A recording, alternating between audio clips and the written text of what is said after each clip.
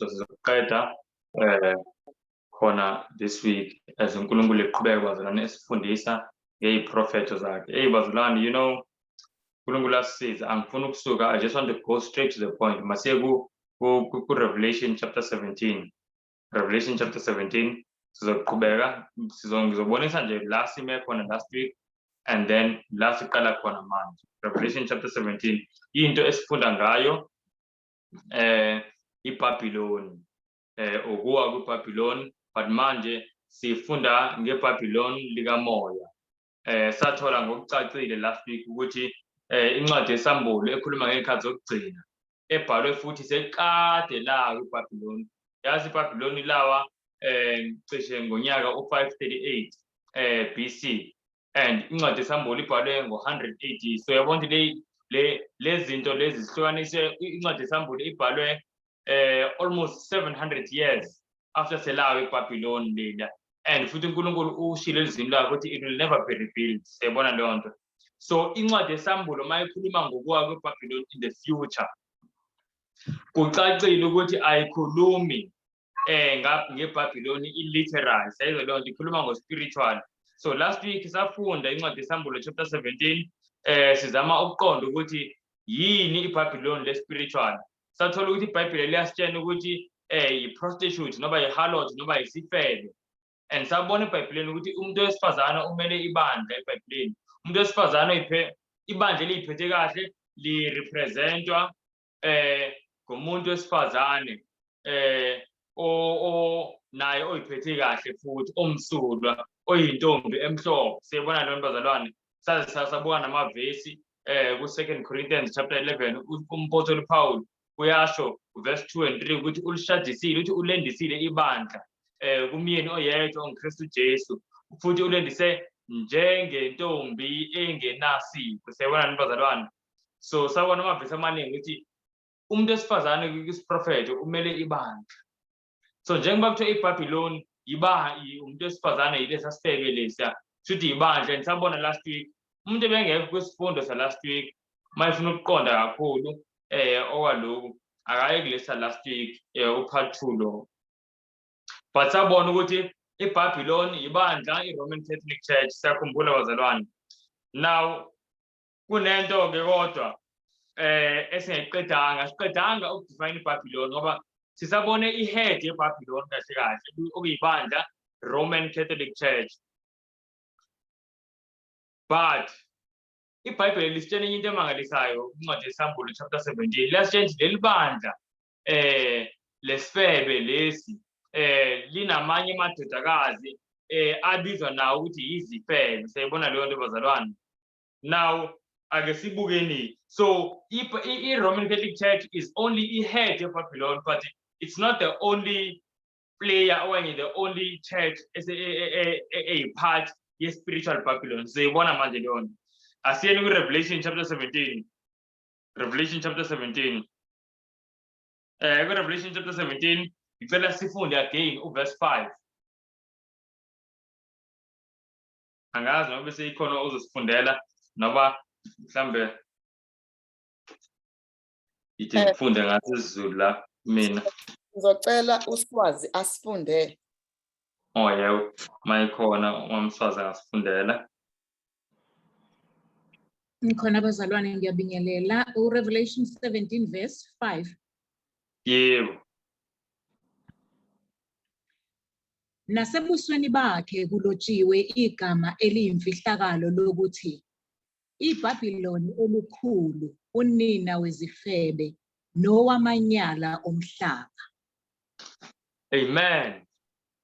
So siyatshela la ukuthi iBabylon bazalwane ngunina wani wezifebe. So siyathola ukuthi leli bandla eliyiBabylon iRoman Catholic Church akulona lodwa elibhizi nobufebe, but linazo futhi linamanye amadodakazi ayizifebe nawo. So if bazalwane isifebe lesokuqala besimele ibandla, then lezi izifebe nazo zimele ini? Amabandla. Siyezona bazalwane, I hope lokhu kuyayenza isense. You know, ngicela ukuphoza la ngisho something. Omunye umuntu angathi hey, ungani kubaleka kangaka? Why isifebe esiningi kanje? sizama uku-identifya iBhabhiloni. Sifunda nje ngeBhabhiloni likamoya. Uyabona nje ibaluleke ngani le because lana ibalulekile. Do you know why? Ngoba uma ufunda incwadi isambulo sayifunda last week chapter 18, iBhayibheli liyasitshela ukuthi iBhabhiloni liwile and then liyasitshela iBhayibheli ukuthi seseliyindawo seliyikheji lemoya yonke engcolile. Seyizwa lento bazalwane. Now akuyona le iphathi ethusa kakhulu. Vele iBhabhiloni ngoba ngingathi iqembu elingahambiselana noNkulunkulu, kumele silindele ukuthi vele kuzoba khona umoya kaSathane. Siyabona leyo nto Revelation 18. But into ethusayo yile esiyithola ngicabanga ku-verse 4 ethi phumani kulo bantu bami. Siyizwa lento bazalwane. So meaning as iBhabhiloni igcwele lo moya ongcolile, kodwa kunabantu bakaNkulunkulu abakulona iBhabhiloni. Siyizwa leyo nto. And uthi uNkulunkulu phumani kulo ukuze nani ningahlanganyeli esonweni salo. So remember, the more we stay in Babylon, the more kuba lula ukuthi sithole isono salo. And bazalwane, you know, the power of influence ngiyolikhuluma iqiniso is strong ngendlela emangalisayo. Is strong ngendlela emangalisayo. Mawuzoloku uhleli endaweni kodwa kwenziwa okubi njalo and awuzami wena ukushintsha lokubi, ugcina nawe sowushintshwa yilobo bubi. Siyayibona leyo bazalwane. So uNkulunkulu nje asisize ngempela si-understand indaba ye-power of influence ukuthi by beholding, ngokubuka siyashintshwa nathi. So uthi uNkulunkulu asiphumeni kulo ukuze singahlanganyeli nezono zakhe. Now into ebalulekile bazalwane ngalesifundo ukuthi if iBhabhiloni linemoya engcolile and iBhabhiloni linabantwana baNkulunkulu, it means abantwana baNkulunkulu bazobe behleli endaweni enemoya engcolile. It has become the cage and the hold of every unclean spirit and foul bird. Siyabona leyo nto. But abantwana baNkulunkulu balapho ngoba abazi. Akekho umntwana kaNkulunkulu ongahlala endaweni enemoya kaSathane abe esazi lapho uSathane. Akekho. Siyabona leyo nto. So basuke bengazi. So that's why ke manje le identification ibaluleke kangaka. That's why noNkulunkulu ama-identifying marks ewafakile ezwini lakhe. Siyayizwa lento bazalwane. Ngoba uNkulunkulu uyasithanda. uNkulunkulu ufisa ukusisiza. uNkulunkulu ufisa ukusisiza. And uyazi ukuthi ayikho bazalwane indlela ngempela esosizakala ngayo ngokuphelele if siyaqhubeka sihleli la kunemoya kaSathane ibusa. Ake siqhubeke manje. So sibonile ukuthi iBhabhiloni linamanye amadodakazi. Umbuzo uthi siwathola kanjani, siwazi kanjani lamadodakazi, siwabona kanjani lamadodakazi? Well bazalwane, kulula. Siwazi kanjani amadodakazi? Kulula. eBhayibhelini ngingathini ama-parental links, angazi ngizobibeka kanjani ngesiZulu, but parental links ukuthi umama indodakazi noma ubaba indodana eBhayibhelini ajwayele ukubonakaliswa ngofuzo. Angenza isibonelo kuJohn 8 verse 44 uthi uJesu kumaFarisi, bona bathi amaFarisi, we are the children of Abraham. Athi uJesu kubona ku verse 44 uthi you are of your father the devil, uthi nina ningaboyihlo uSathane. And then achaza ukuthi kungani esho kanjalo, uthi ngoba nenza imisebenzi kayihlo uSathane. Umqambi manga kusukela ekuqaleni, uthi umbulale kusukela ekuqaleni, uthi mayikhuluma manga ukhuluma into yakhe. Sayizwa lento bazalwane. So iBhayibheli nje linjalo. Nesinye isibonelo ngicabanga ukuthi nguMateyu chapter 5 kusukela ku verse 44 wehla nalo, uthi uJesu uthanda labo abakuzondayo, uthi khulekela futhi labo abakucindezelayo abakusebenzisa kabi, yabo. And then athi kuze nibe ngamadodana kababa wenu osezulwini ngokuba naye ukhanyisa ilanga kolungile nangalunganga. Sayibona leyo nto bazalwane. So uNkulunkulu uthi sibabakhe if siyamfuza senza njengoba senza. And iBhayibheli i-parental linkage iveza kanjalo ngofuzo. So nathi masifuna ukubona ukuthi amadodakazi kwalesifebe iBhabhiloni amabi, kumele sifune amabandla, ngoba siyazi ngamabandla. Amabandla abambelele kuyimfundiso zalo leli bandla. Kunento engifuna siyibuka, sifundeni uverse 4. Verse 4. verse 4 chapter 17. In fact, ngicela sifunde yazi ngicela sifunde ini verse 1 and then verse 4. Chapter 17 Revelation. Yebo. Verse 1 no verse 4. Verse 1 isihloko sakhona sithi isifebe esikhulu esiyiBhabhiloni. Kwase kuza enye yezingelosi eziyisikhombisa ezazinezitsha eziyisikhombisa. Yakhuluma nami yathi, woza lapha ngikutshengise ukwahlulelwa kwesifebe esikhulu esihlezi phezu kwamanzi amaningi. Okay, no verse 2 now ufunde. Ngicela ufunde no verse 2, yeah. Okay. Afeba naso amakhosi omhlaba nabakhileyo emhlabeni badakiswa iwayini lobufebe baso. Nowesifazane wayembethe okububende nokubomvu evunule ngegolide nangamatshe anenani nangamapharele. Ephethe isitsha segolide ngesandla sakhe sigcwele amanyala nokungcolileyo kobufebe bakhe. Okay, bazalwane. Ngicela ukubuza ngicela ethi unmute. Phendule nje noma abantu babili no oyedwa noma babili. Lana bazalwane siyatshelwa ku verse 2 ukuthi iBhabhiloni leli linewayini eliyiphuzisa umhlaba wonke. Siyabona leyo nto abantu abahlala emhlabeni angisho. Now umbuzo wami olula kulamavesi esiwafundile nje. Yabona nje futhi asifundana namavesi amaningi. Kumele kungabikho nzima ukuthi siphendule. From lamavesi esiwafundile iwayini leli leBhabhiloni masicabanga lirepresentana. Sibuke namavesi esiwafundile. Mhlawumbe nginikeze even another bigger clue. Asibuke no verse 4. Iwayini lirepresentana. Bengisacela ichapter beku chapter bani? 17. 17.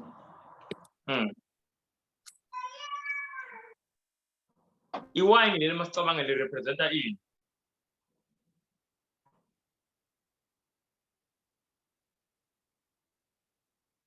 Manyala. Okay, amanyala. Siyibona bazalwane, siyibona kanjani leyo? Ngoba ku verse 4 siyatshela ukuthi lo mama lesifebe lesiphethe inkomishi. Ku verse 2 siyatshela ukuthi sibophuzisa abantu iwayini. Siyazi ukuthi vele iwayini liphuzwa ngani? Ngenkomishi angisho. But manje ku verse 4 lichaza ngenye indlela. Ithi lo wesifazane uphethe inkomishi ayisho ukuthi egcwele iwayini. Ithi egcwele amanyala akhe. Siyibona leyo nto. So amanyala wakhe newayini yayo into eyodwa. Siyibona le bazalwane. So masifuna ukuqonda thina and nge-English ibiza ngama abominations. Abomination.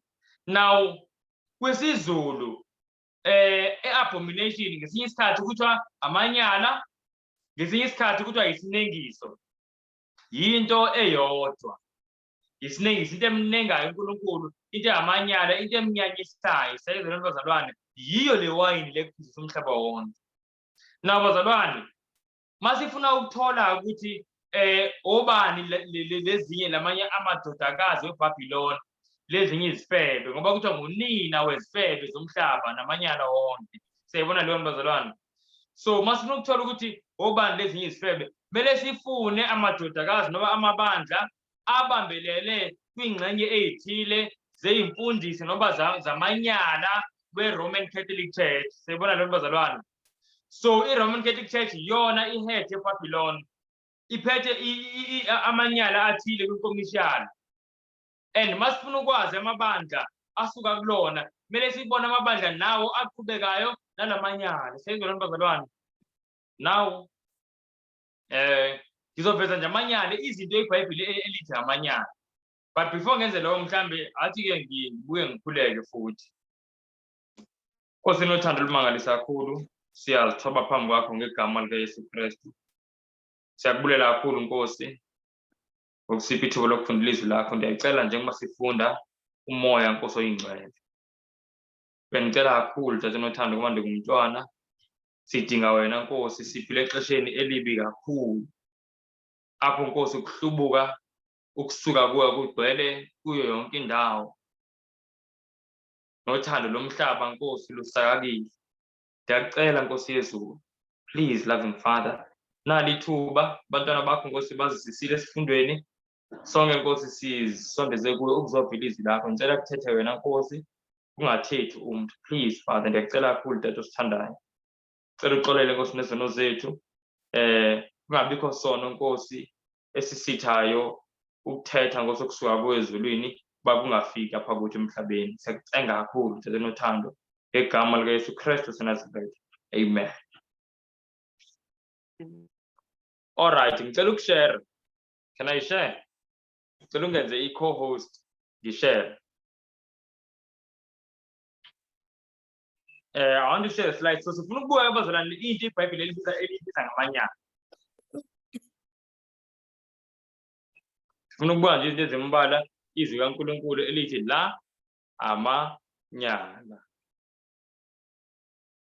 All right.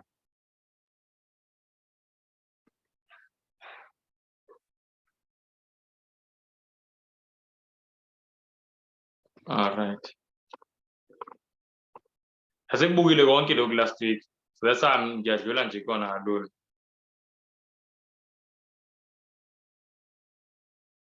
Now sikhumbule abazalwane into engiyishilo. Nge-English ithi abominations, it's only one word. NgesiZulu the same word elithi amanyala sometimes kuthiwa izinengiso, it's the same word. So masifuna ukubuka ukuthi yini amanyala, kumele sibheke nje eBhayibhelini amavesi akhulumayo asitshelayo ukuthi yini amanyala noba yini izinengiso emehlweni kaNkulunkulu. Sayizwe loo nto bazalwane. So yesibuke manje izinto ezimnengayo uNkulunkulu eziyizinengiso according to izwi kaNkulunkulu. Asini incwadi yesambulo, not isambulo, incwadi kaDeuteronomy chapter 18. Deuteronomy chapter 18.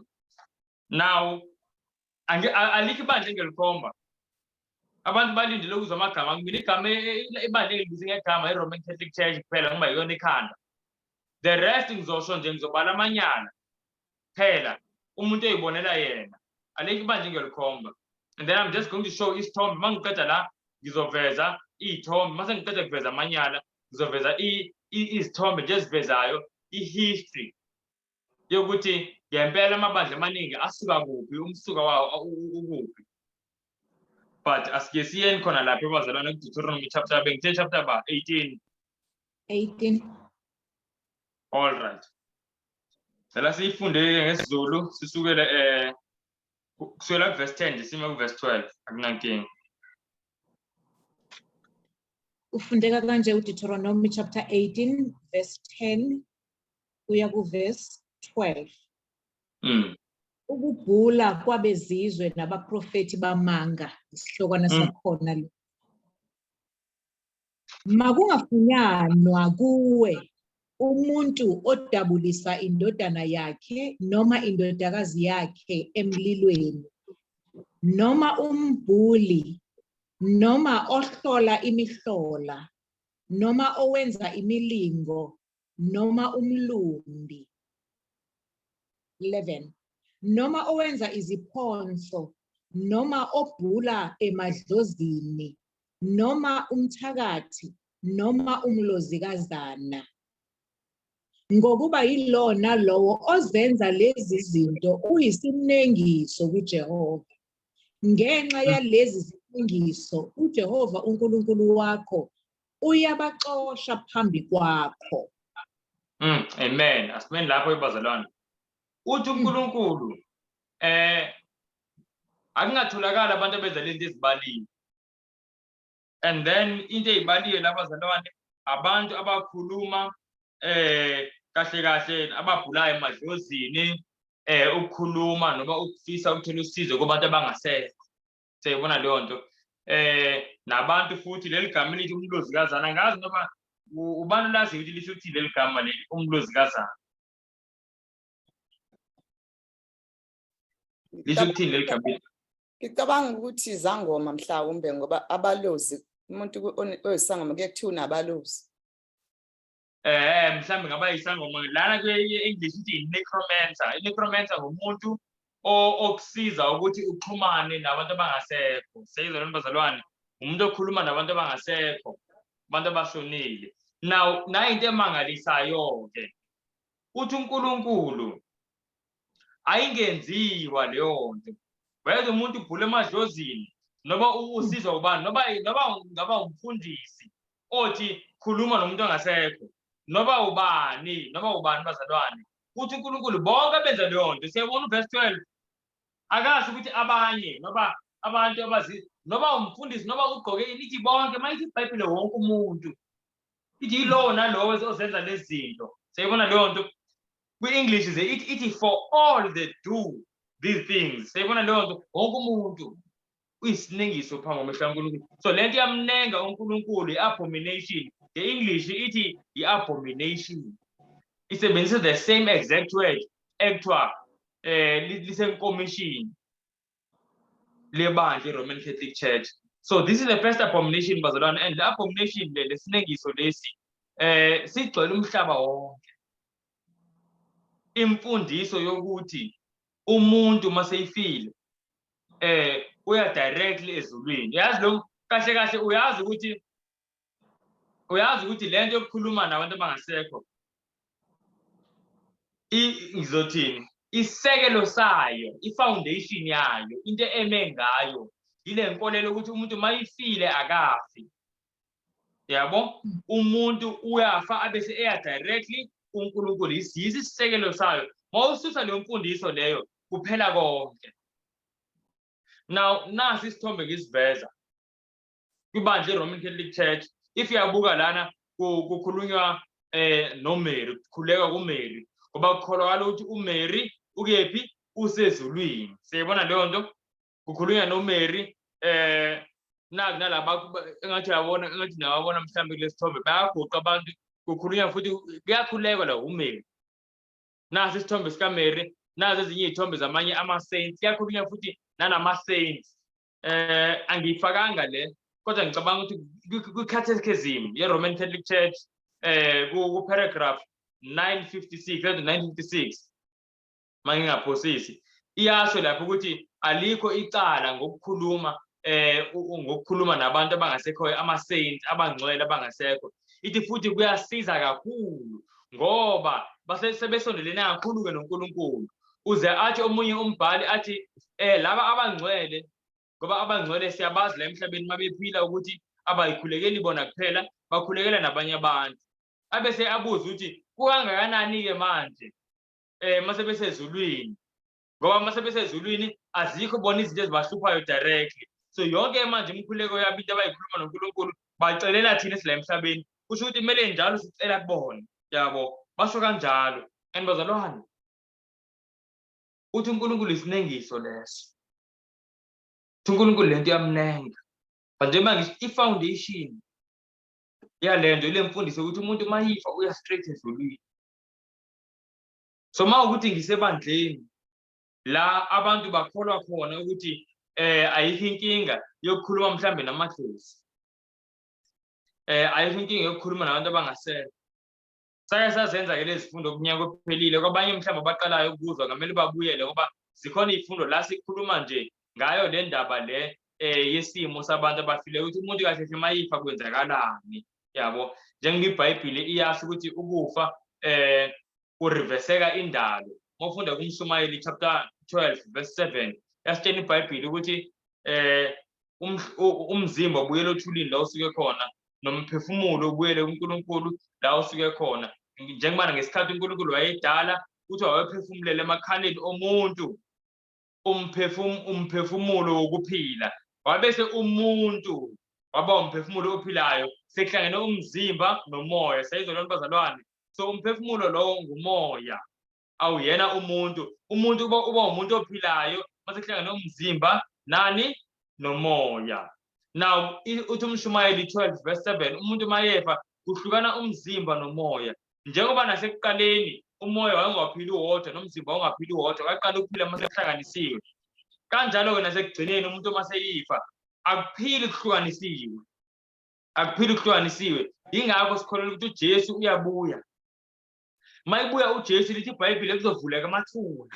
Sayizolona bazalwane, kungani kuvula amathuna? Kuphuma imizimba hayi omoya. Sayizolona bazalwane, bese uJesu umoya afake umoya aphefumulele kulo mzimba lo umoya wokuphila lo muntu aphile ke manje aphile ungaphakade seyithole nomzimba omusha uma ngabe umuntu seyivele yaphila kumela uJesu seyibona lo bazalwane ithi iBhayibheli kumshumayeli chapter 9 verse 5 no 6 ithi ngokuba abaphilayo bayazi ukuthi bazokufa kodwa abafile abazi lutho sikhuluma kanjani ke ayisho ukuthi ababi abafile abazi lutho noma ungaba uphila impilo engcwele la noma uphila impilo enjani kodwa mase ufile awazi lutho uthule ulindile ukukhala kwecilongo nokudabuka kwesibhakabhaka uJesu lapho seyisibiza ngephimbo elinamandla lamathuna bazalwane azobadedela abafileyo abantu bamhlangabeza uJesu emafini kodwa kunamabandla afundisa ukuthi abantu kuyimanje banoJesu sho kanjalo lemfundiso yabo kunamabandla afundisa ukuthi noba isiZulu afundisa ukuthi abakithi phela nabo siyakwazi ukukhuluma nabo kodwa kuthiwa isinengiso lesi phambi kwamehlo kabani kaNkulunkulu ake sibuke sinye isinengiso bazalwane ziningi no esinye futhi angisifezanga ke la kodwa sisifunda njengoba sesibone isithombe futhi sesifane nalento esiyikhulumayo asihambeni sesifunda kuDeuteronomy chapter 7 verse 25 Alesifunde uDeuteronomy 7 verse 25 Izithombe ezibaziweyo zawo uNkulunkulu bazo niyakuzishisa ngomlilo. Awuyikufisa isiliva noma igolide elikuzo. Ungazithatheli lona, funa ucushwe ngalo, ngokuba kuyisinengiso kuJehova uNkulunkulu wakho. Lokho uNkulunkulu kuphinda njalo bazalwane ukuthi izithombe ezibaziweyo njengalesi sibone esithombeni siphethwe manje njengesibone ngale thombe sibona abantu beguqa kuzona manje kuthiwa bazalwane yisinengiso le uyazi into mayisinengiso uyazi bazalwane mhlambe ngesinye isikhathi asim-imagine uNkulunkulu enyanyile ngoba uNkulunkulu uNkulunkulu onothando olumangalisa kakhulu kodwa kunezinto ezimnengayo uNkulunkulu njengezithombe lezi yabo so nakhona futhi mangisebandleni la kunezithombe ekumane ukuthi hayi lezi isithombe lesi nazi isithombe sakhiwe lesi isithombe senceke ethile nani konke nje lokho bazalwane ezinye zezigqoko abantu bagqoke amarosali anezithombe zabantu yabo mangisendaweni kanjalo bazalwane kumele ngazi ukuthi ngiseBhabhiloni angikho kaNkulunkulu and uNkulunkulu yebo uyangithanda ngoba uthi uNkulunkulu phumani kulo bantu bami uNkulunkulu bakhona abantu bakhe abaseBhabhiloni seyizona bazalwane njengoba sifunda ngeBhabhiloni angisho ukuthi wonke umuntu okumabandla akholwa zonke lezi zinto noba enza zonke lezi zinto umuntu omubi seyizwa leyo nto umuntu akwazi ukuthi abe umuntu kaNkulunkulu abe eseBhabhiloni kodwa uNkulunkulu maseyiletha iqiniso uthi phuma eBhabhiloni ake sibuke okunye bazalwane okuyisinengiso uNkulunkulu abiza ngesinengiso futhi asiyeni incwadi kaLevi Leviticus chapter 18 yabona lokho bazalwane awuthi ngithule nje sifunde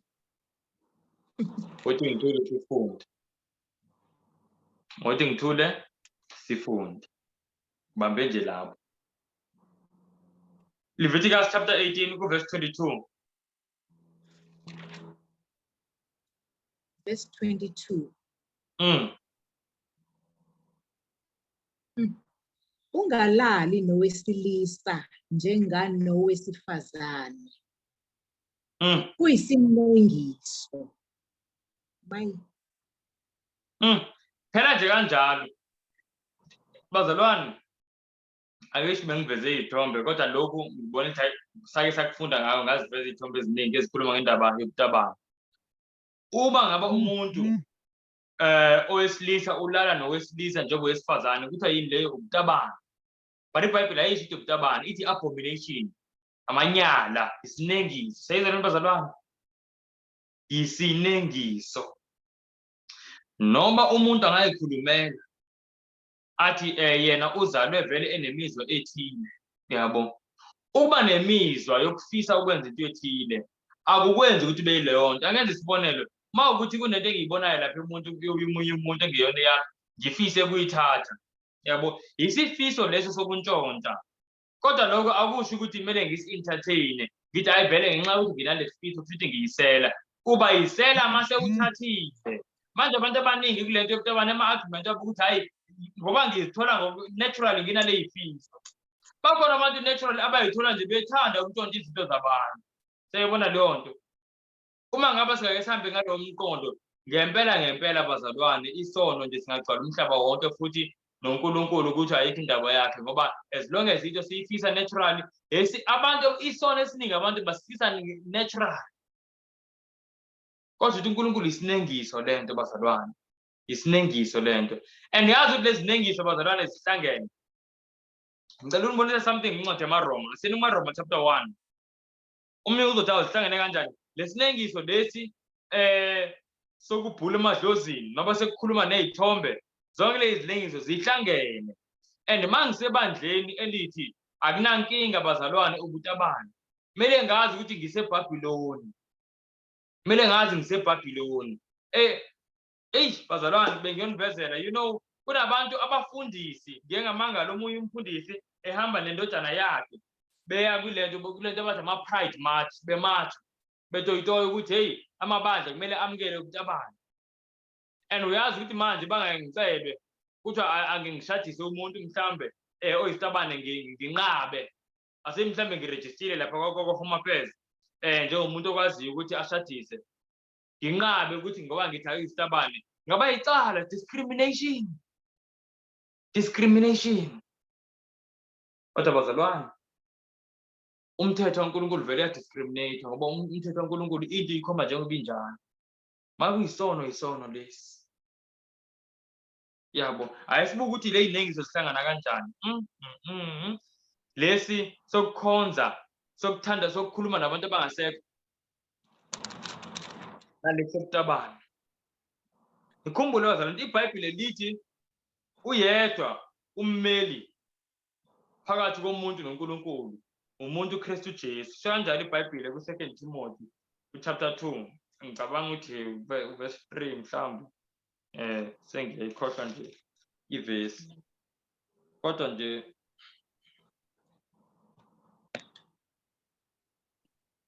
nje siyazi ukuthi there is only one mediator between God and man, yabo, and umuntu uKristu Jesu. Bengithe kuncwadi bani amaRoma ngisi. AmaRoma bazalwane asiye ku chapter 1.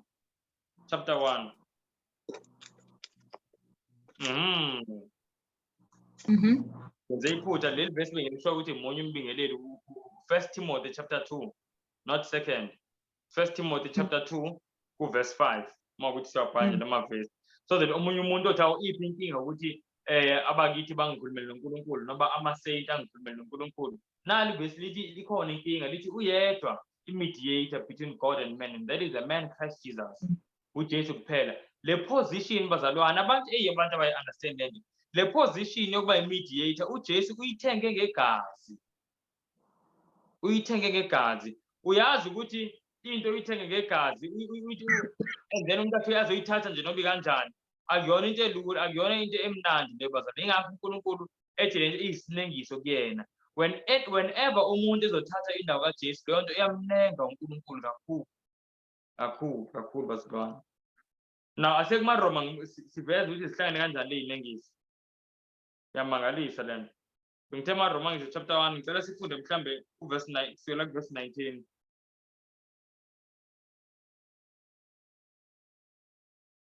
Yazi into to save time ake yamangalisa le ndaba. Asiqale verse 21, amaRoma chapter 1.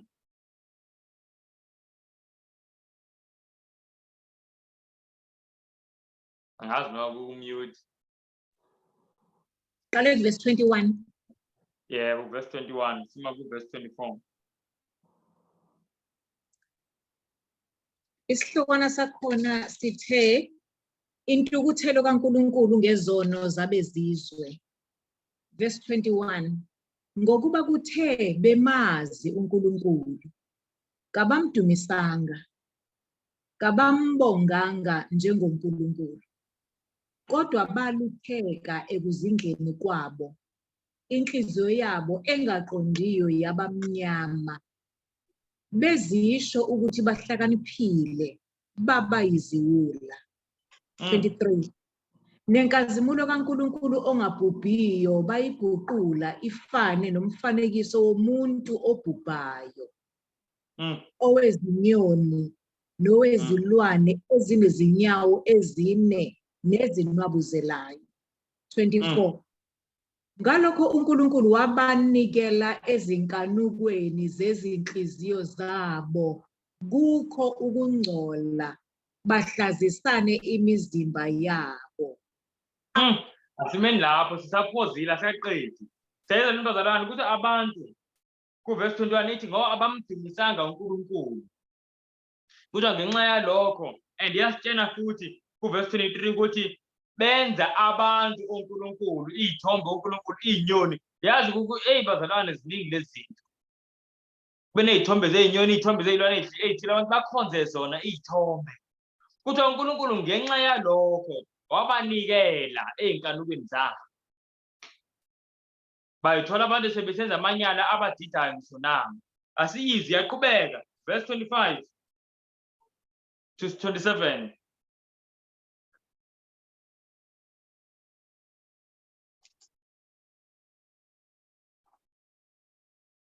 Angazi nawe kumuthiwe yini.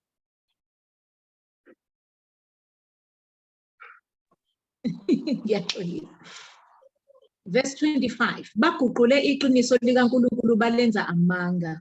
Bahlonipha, bakhonza okudaliweyo kunomdali ongobongekayo kuze kube phakade. Amen. Qhubeka verse 26 and 27. Okay. Ngenxa yalokho uNkulunkulu wabanikela ekuhuhekeni okuyihlazo, ngokuba abesifazane babo baguqula ukwenza okwemvelo kwaba ngokuphambene nemvelo. Ngokunjalo nabesilisa bayeka ukwenza kwemvelo kowesifazane, basha ngokukhanukelana. Abesilisa benza okuyichilo kwabesilisa, bazitholela umvuzo ofanele ukuduka kwabo. Sayizolwana bazalwane, I hope siyayibona leyo nto. And kuthiwa into eyenza lento, it's because abantu, first of all, ku verse 21, kuthiwa bebemazi uNkulunkulu kodwa abantu abamdumisanga. Then ku verse 25, iyasitshena ukuthi bashintsha iqiniso kaNkulunkulu balenza amanga. Kuthiwa and bakhonza okudaliwe ngaphezu komdali. Siyayibona leyo nto bazalwane. And ngenxa yalokho uNkulunkulu asazi thina kunento esesingazazi bazalwane. Uyazi ukuthi kunezinto esingazenzi hayi ngoba silungile kodwa sibanjwe ngamandla nomoya kaNkulunkulu. uNkulunkulu uyakwazi ukuthi hayi ngoba bangidumisa othi ngeke ngisuke bazenzele nje. And mayisuka uNkulunkulu withdraw umoya wakhe kwenzeka lento. Kuthiwa abantu iy'nkanuko zabo ziyabehlula kakhulu. Ingakho bazalwane even nasemshadweni ngihleze ngisho le even nasemshadweni la abantu bengamdumisi uNkulunkulu, la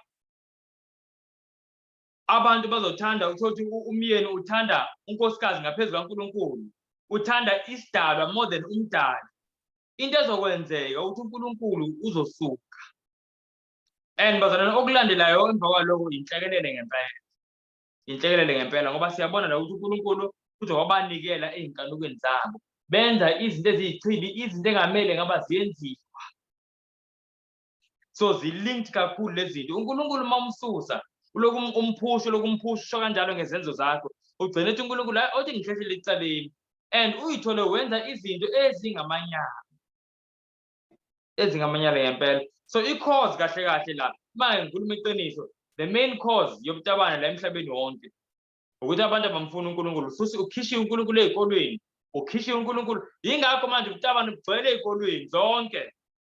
Khisha uNkulunkulu yonke indawo and uNkulunkulu uyasho ivesi manje la mayikhisha uNkulunkulu inkanuko ziyangena ngoba uSathane ungena ngazi inkanuko angena uSathane lawo labantu bese sithi thina hayi freedom liberation kube nabafundisi abazoba nesibindi sokuthi ku right ubuke la lesithombe bazalwane kuthiwa Pope Francis tells gay men God made you like this sezalwane bazalwane uthi uNkulunkulu embrace it kunomunye ngikhumbula wangitshena hayi ngiyifunda ku-article kanje ngingone ngisayifunda kanje khona wangitshena kanje umuntu wayemcatholic ezwa lento esiyifunda namhlanje ethi ha uthi and ngawuyintombazane yayi-lesbian before iphenduka ithi hawu yazi mina nkathi ngiyotshena sengifisa ukuphenduka ijeni yami yokuphenduka yaqala kanje ukuthi ngaqale ngafisa ukushiya phansi lento yokuba yi-lesbian and ngayotshena umpriest yayikhoke ebandleni laseRome ithi ngayotshena umpriest ukuthi umpriest enginenkinga la ukuthi ngiyi-lesbian umpriest uthi hayi kusho yona lento mzane ithi umpriest wathi hayi cha akuyona inkinga leyo mawunjalo uNkulunkulu ukudale kanjalo mina into engingayenza ngingaset up appointment nabazali ngikhulume nabo ukuthi bakwazi ukuthi bakwamukele ekhaya kube yinto nje badinga education bayi-understand lesimo sakho ngathi bazalwane yazi makuthiwa Ichabod ngesikhathi kusuka inkazimulo kaNkulunkulu kuSirayeli bakhala bathi Ichabod ukusho ukuthi the glorious departed ngempela bazalwane kwenzeka kanjani ngamanyala la esiwabonayo angifuni ukuqamba amanga and bazalwane ya lento yamnenga kakhulu uNkulunkulu ake sibuke okunye bazalwane khona okunye aseninancwadi yezakha zihlangene nje zonke lezi nengiso so mangisebandleni elithi hayi ukutabane bu-right kwamukelekile kumele ngazi ukuthi seBabylon asibukeni izakha 17 sengiveza the second last manje angizoveza yonke into ngoba kuningi kanti uNkulunkulu asisize bazalwane sikubamba waye kambe sifunda inengiso ngoba sizifunda inengiso noba amanyala ngoba siyazi ukuthi amadodakazi esifebe esikhulu iRoman Catholic Church abonakala ngokubambelela kulamanyala walo so sibuka nje amanyala umuntu eyibonela ukuthi hey ingaba mina la ngikhona akubanjelelwanga yini la kulento now bazalwane sikephi ngitheka izakha 17 uverse 15 ayesibukeni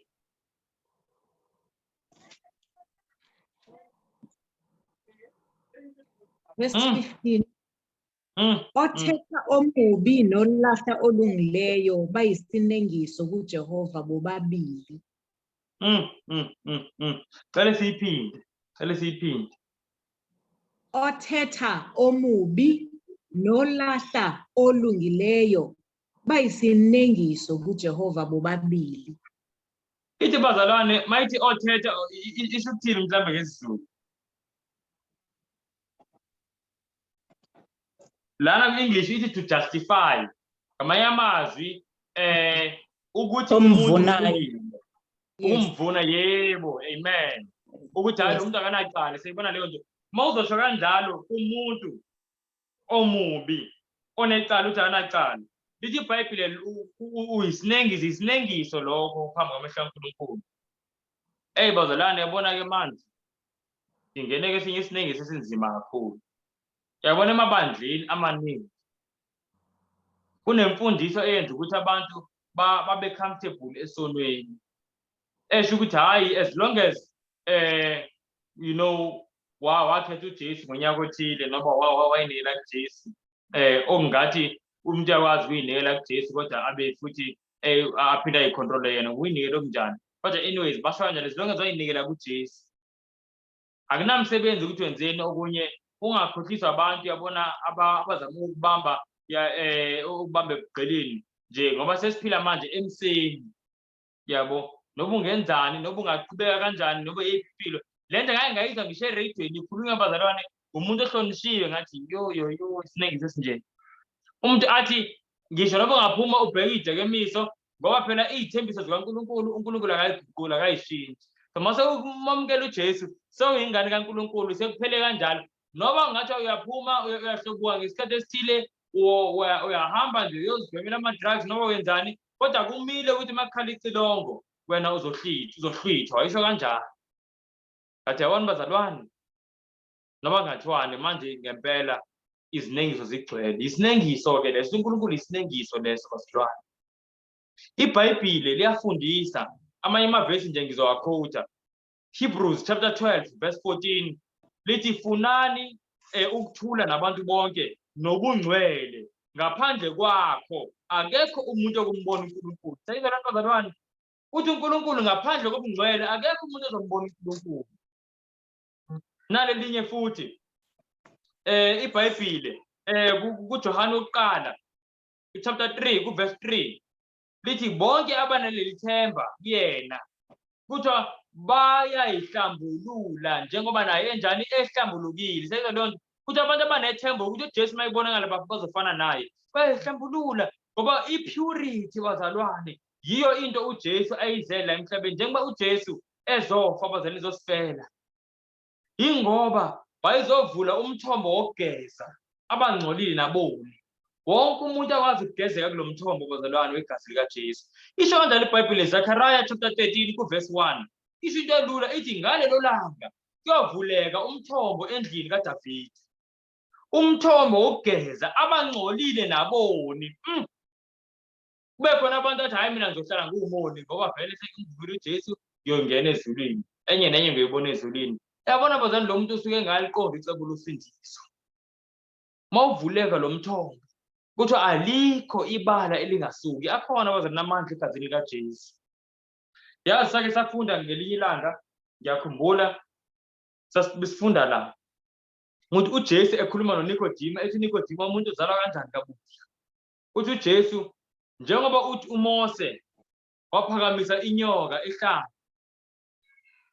nendodana yomuntu kumele iphakanyiswe kuze yilona lo okholwayo kuyona asinde angabhubhi. And mawubuka bazalwane into eyenzeka lapha ehlane abantu babedliwe izinyoka kunopoison ugcwele egazini ugcwele umzimba wonke. And uNkulunkulu wathi kuMose yakha inyoka yethusi yensimbi uyiphakamise obukayo kule nyoka uzosinda.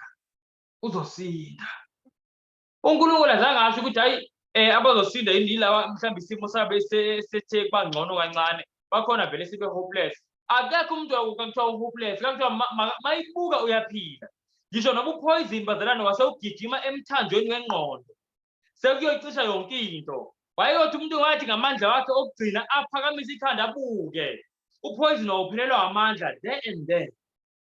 Umuntu ngisho noba upoison wasewuhamba sewuyongena enhliziyweni kuma-arteries kwimithambo yenhliziyo sewuyovala yonke into kuthiwa mayibuka uyaphila.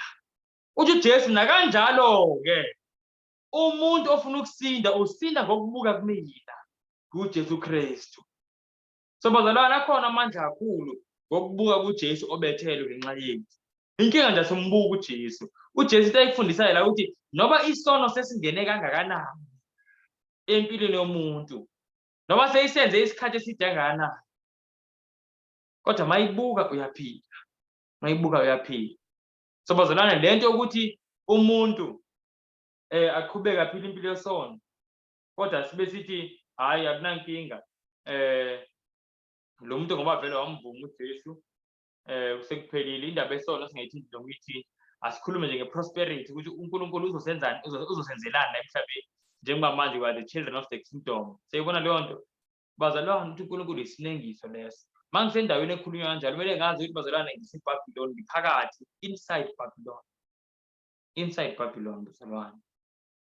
Khona amandla egazini lokususa onke amabala yabo.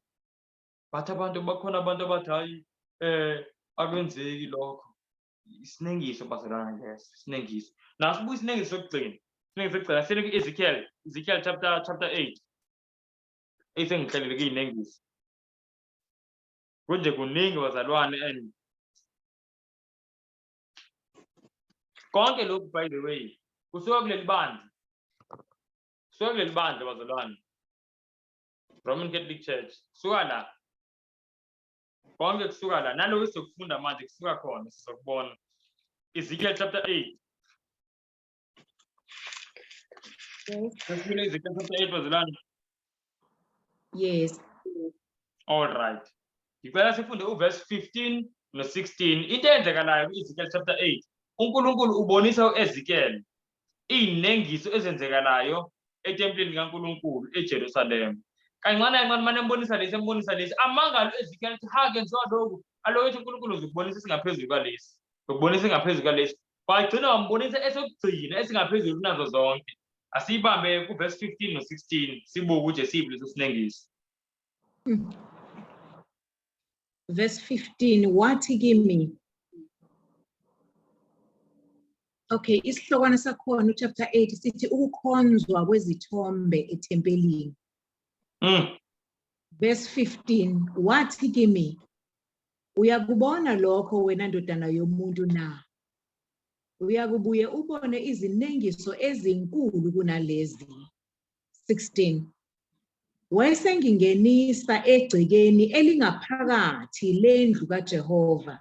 Bheka, ngasemnyango wethempeli likaJehova phakathi kompheme ne-altare kwakukhona kungathi amadoda angama25 efulathele ithempeli likaJehova. Ubuso bawo bubhekene nempumalanga, ekhonza ilanga ngasempumalanga. Sayizona bazalwane, now kunento engivela siyibone asiyeni ku-Ezekiel chapter 7 verse 2 sibone something. 7 verse 2, wena ndodana yomuntu. Isihlokwana sakhona sithi ukuphela sekufikile. Verse 2, wena ndodana yomuntu, isho kanje inkosi uJehova kulo izwe lakwa-Israyeli ithi, ukuphela kufikile emagumbini omane ezwe. Alisibambeni la. Lana ngifisa the reason ayibekisa sifunde uverse 2. Ngifisa sibuke ukuthi incwadi kaEzekiel yize yayibhalwe ngesikhathi bese eBhabhiloni. Ezekiel naye wayeseBhabhiloni naye ibhale ngezinye izinto ezikhuluma kakhulu ngesikhathi sabo siseBhabhiloni, kodwa kakhulukazi isiprofetho esikhuluma ngokuphela komhlaba wonke. And siyazwela bazalwane ukuthi ukuphela kufikile kumagumbi omane omhlaba. Siyibona leyo nto? So ibhala ngokuphela komhlaba. Now mayibhala ngalezi nengiso ikhuluma ngey'nengiso ezizokwenzeka la ekugcineni komhlaba. Lana kubonakala kuleli verse besilifunda abantu abasetempileni kaNkulunkulu, kodwa kuthiwa baliflathele, kuthiwa babheke empumalanga, bakhonza ilanga eliphuma khona empumalanga. Sezona bazalwane, na omunye umuntu angathi awu lento isho ukuthini ngey'khathi zokugcina ilula. Itempeli kaNkulunkulu ibandla likaNkulunkulu bazalwane, abantu abathi bakhonza uNkulunkulu. But uthi uNkulunkulu manje la kwincwadi kaEzekiel ebandleni lakhe almost wonke umuntu la mayibala le number yalamadoda kwakucishe kuwonke umuntu, kwakuyi-majority. Almost wonke umuntu wayeflathela itempeli ebheke empumalanga ekhonza ilanga. Siyibona leyo nto bazalwane. So uNkulunkulu uthi kuzoba njalo nala ezikhathini zokugcina. Now siyazi ukuthi ilanga liyilutho into edalwe uNkulunkulu. Nentaba ayilutho. Uma ngikhonza intaba angikhonzi intaba ayikwazi ukwamukela i-worship, nesihlahla kanjalo kanjalo. So uma ngikhonza intaba, isihlahla, ilanga, kahle kahle i-worship yami iya kuSathane. Iya kuSathane. Now bazalwane ngicela ukuyiveza lento isho ukuthini lento yokukhonza ilanga kulesi sethu isikhathi. Iyodwa bazalwane, uyazi ukuthi ukukhonza kwelanga into endala and kwakunosuku lalo okubekiwe. And ilanga babelikhonza ngokuthi kugcine ngcwele usuku lwelanga okuthiwa yi-Sunday. Siyabona leyo bazalwane, ithi ngegama lesi-Latin bathi yi-day solis, the venerable day of the sun, usuku oluhloniphekayo lwelanga. Babelikhonza kanjalo ilanga ukuthi kugcine ngcwele usuku lwalo ilanga, the Sunday. Sayizwa leyo bazalwane?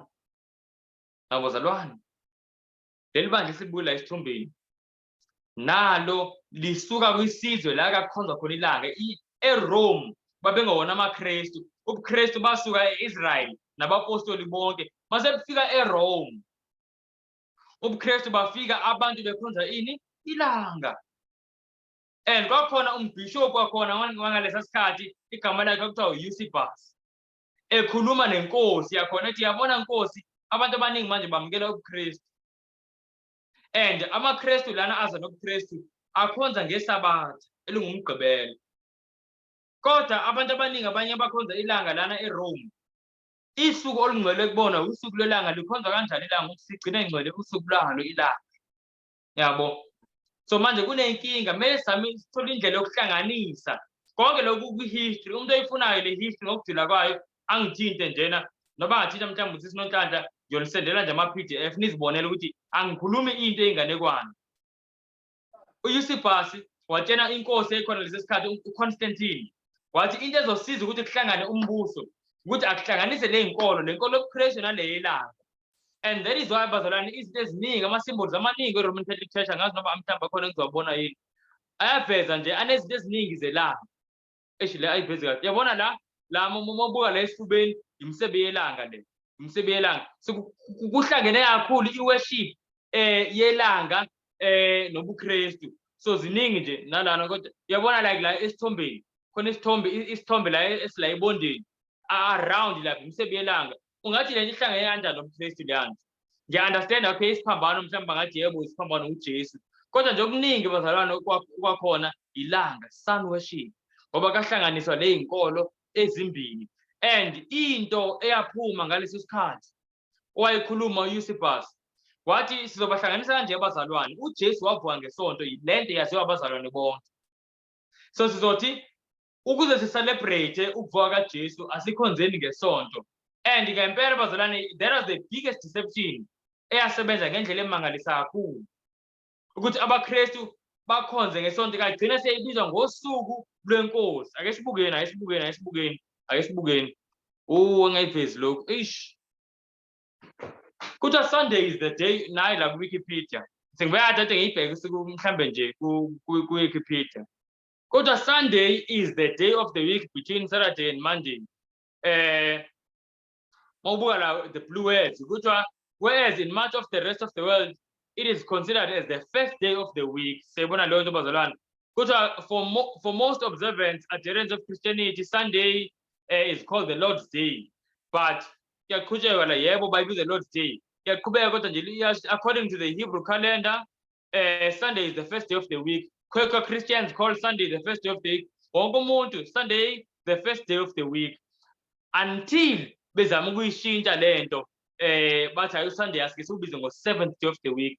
But bazalwane abantu abaningi bayazi i-history kuyazi ukuthi uSunday is the first day of the week. Usuku lesikhombisa lelo kuthiwa yiSabatha umgqibelo. Ake sizweni lana-ke manje i-catechism le engiyifundayo ithi which day is the Sabbath day. Iphuma kubona eRoma ithi Saturday is the Sabbath day. Then kubuzwe why do we observe Sunday instead of Saturday? But we observe Sunday instead of Saturday because the Catholic Church in the Council of Laodicea AD 336 transferred the solemnity from Saturday to Sunday. Says the bazalwane. So lolu suku lesonto bazalwane lujulile ngaphezulu ukuthi abantu bakucabanga. And it's not just a matter of days, it's a matter of obedience. uNkulunkulu uthi nalo lami usuku engithe ngikhonzeni ngalo. Kufike uPapa athi nali usuku mina engilishoyo. Iyasho la ithi the Catholic Church transferred the solemnity. Akhona verse elodwa. Bazalwane. Yabona bazalwane indaba yeSabatha ijule ngendlela emangalisayo. And ukuthiwa le ndaba yokukhonza ilanga noma yokugcina ngcwele lolu suku lelanga iyisinengiso uNkulunkulu. Nawo bazalwane ngizokusho lokuthi izikhathi zokungazi uNkulunkulu uyazithalelisa. Angazi noma ngisho kahle lelo gama kodwa ke niyalisho. Ngamanye amazwi uNkulunkulu ambe icala umuntu ngesikhathi sokungazi. Baningi abantu abakhonzayo ngesonto abangenacala uNkulunkulu abathandayo. Kodwa ngiveza lokhu so that abantu bazi ukuthi part yalama abomination aphuma eRoman Catholic Church uSunday. Now ngicela ukuveza le map bengikhulume ngayo sike siyibone nje. It's amazing. Mhlawumbe ngiqale ngale. Yabona bazalwane la kule map iyaphansi. Kwakunebandla elilodwa kuze until ize kufika unyaka u-1054. Unyaka 1054 kubantu abafunda i-church history bazoyazi ukuthi that was unyaka we-church split. La kwasihlukana i-East ne-West, kwaba khona manje i-Eastern Orthodox Church noba bathi i-Greek Orthodox Church. Yabo, but before leso split lalilodwa ibandla lalibizwa ngani nge-Catholic Church ngoba futhi lise-Rome, yi-Roman Catholic Church. Sayibona leyo nto. Mase ku-split, this is the first split ngo-1000. Imagine kusukela bazalwane ngesikhathi uJesu ebethelwa ethini kuze kufike lesikhathi 1054 one church. Le nto amabandla amaningi yinto eyaqala ngalesikhathi, and 1054 AD awamabili amabandla. Kwaqhubeka kunjalo isikhathi eside. Kwathi-ke manje mawuqhubeka ibuka le map la ngaku left wakho uzobuka la ukuthi 16th century Reformation divides the Church of Rome. Ngesikhathi sika Martin Luther, sonke sayazi ndaba Martin Luther, ngo-1517 yaqala into ekuthiwa yi-Protestant Reformation.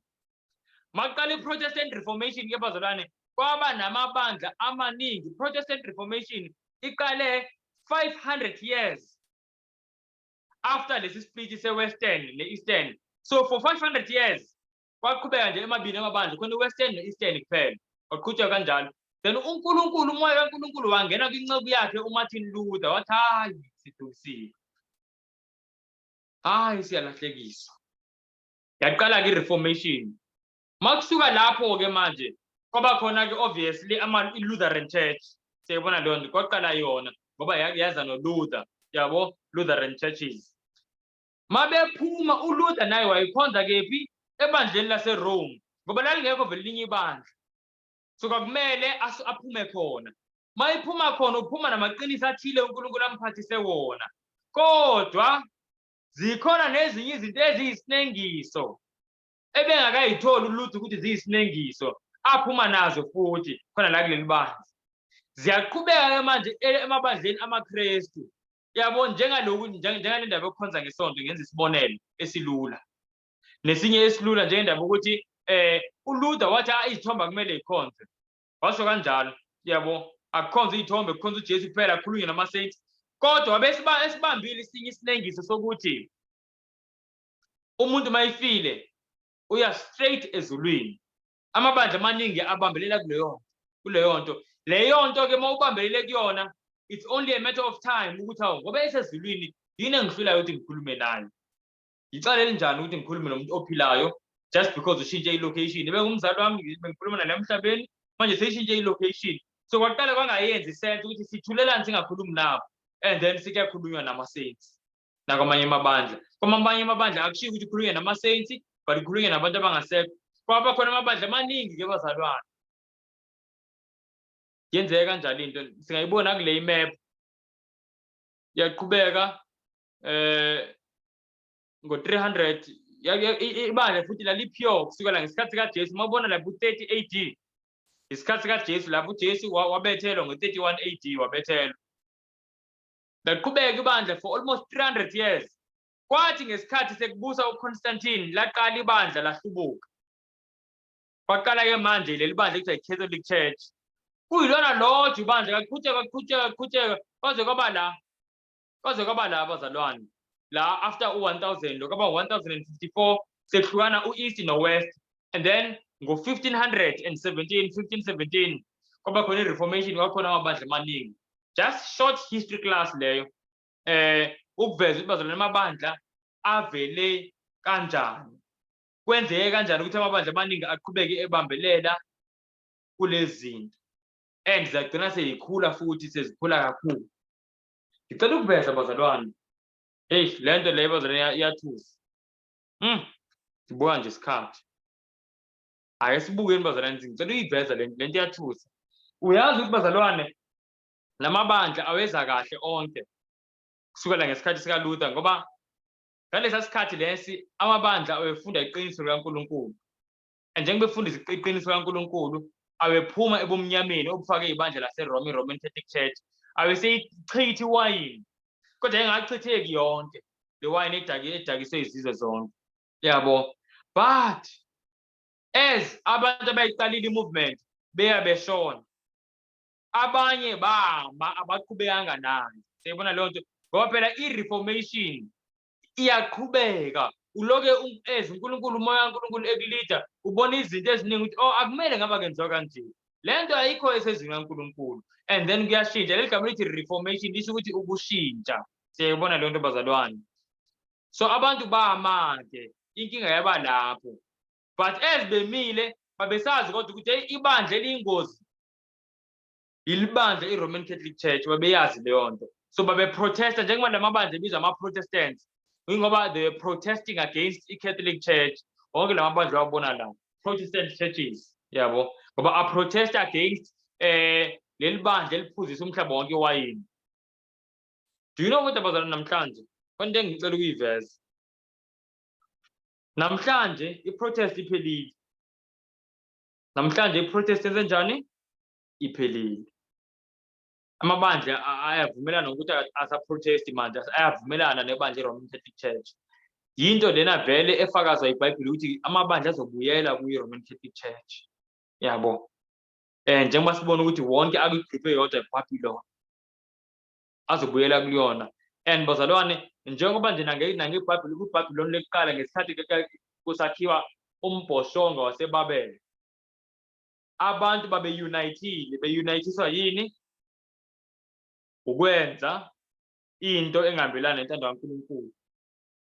Be-unitiswa ungamthembi uNkulunkulu othi ngeke ngiphinde ngubhubhise umhlaba nge-flood.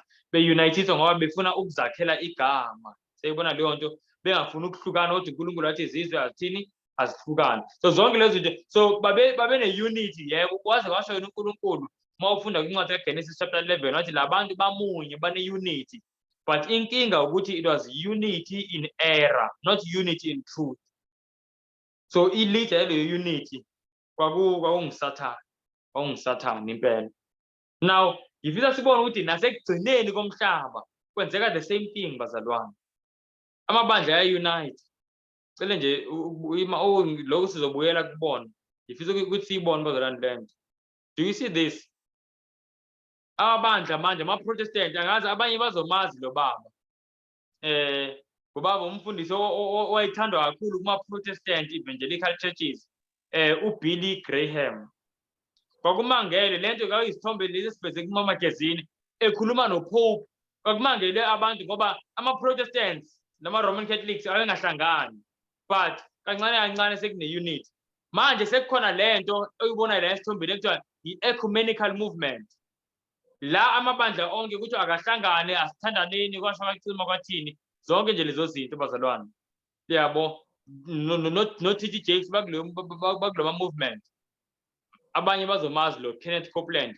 Lana kakuhlangenwe yilana kule meeting le eyibona la esithombeni la kathiwa i-protest iphelile. Cela ukuveza nje ivideo mhlambe yodwa, asicela silaleleni. I pray izodlala. The protest is over.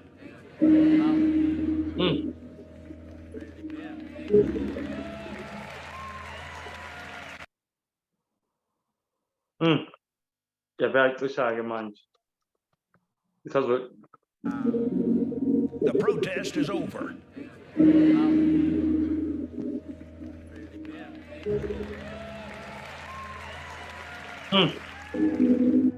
So the protest has been over for 15 years. And I get a bit cheeky here because I challenge my Protestant pastor friends. If there is no more protest, how can there be a Protestant church?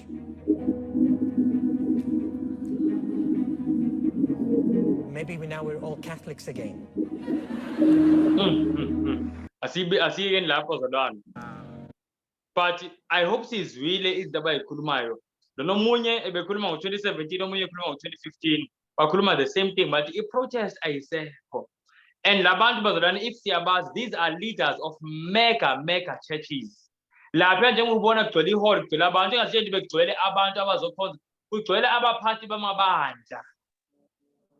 Bakhuluma ngento eyenzeka ngo-1995 la i-Lutheran Church ne-Catholic Church basayina a joint declaration bathi i-protest iphelile, and then kulandela wonke amabandla until wonke asayina bazalwane. just only a small, very small minority akazisayi amabandla are worldwide, but the wonke amabandla the protest is over. Siyabona lo bazalwane, and they are uniting nesifebe lesekuthi this is the whole yeBabylon bazalwane. Now ngizoma la ukhuluma ngeBabylon before ngivale ngoba angifisi ukubuyela la kulesifundo. Ngicela sibuke ukuthi iwa kanjani iBabylon very very quickly. Aselincwadi Sambulo chapter 18. Sambulo chapter 18. Sambulo 18. Yes. Okay. Verse. All right. Kusambulo 18 bazalwane ngicela sifunde.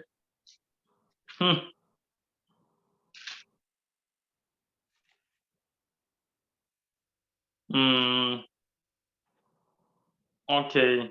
Asivele sifunde verse 3. Uverse 1 la uthi liwili iBhabheli elikhulu. Siyabona leyo nto. Verse 1 no 2. Liwili iBhabhiloni elikhulu. Yebo. And then iyasitshena isizathu manje verse 3. Ngokuba izizwe zonke ziphuzile iwayini lobufebe balo, namakhosi omhlaba afebile nalo, nabathengisi bomhlaba bacebile ngamandla okutamasa kwalo. Bazalwane, according to this verse, verse 3, kuthiwa yini ewisa iBhabhiloni? Ukuthi izizwe zonke zidakiwe, iphuzise izizwe zonke ngani? Ngewayini lobufebe balo. Seyizwa lo bazalwane. So izizwe zonke manje sezidakiwe, zidakiswe yini? Iwayini leBhabhiloni. Uyazi ukuthi bazalwane, according to iBhayibheli, ukudakwa kuthiwa yini? Like umuntu odakiwe mhlambe spiritual, umuntu odakiwe spiritual simbona kanjani? Ayengiveze nje iverse. Iverse semincwadi yezakhe. Ngaso-ke bazalwane siqala lamaklasi kaDaniel ukuthi lana amaklasi kufana yabona manje singene e-university siyafunda bazalwane impela kune-information eningi, but njengoba sasikhulumile last week ukuthi i-information engahambelana ne-transformation ayisizi, yabo ayisizi. So we need the transformation with the information, but uNkulunkulu uyasipha ne-information ukuze sikwazi ukuxwayisa abanye abantu ngendlela ehlaniphile, sikwazi ukuthi nathi sixwayiseke siqonde ukuthi kwenzakalani. Now ayesibuke bazalwane ukuthi sizobona kanjani mase ukuthi iBhabhiloni ngempela selidakiswe izizwe zonke. Umuntu odakiwe according to iBhayibheli ukudakwa sikubona kanjani? Izaga 31 verse 5.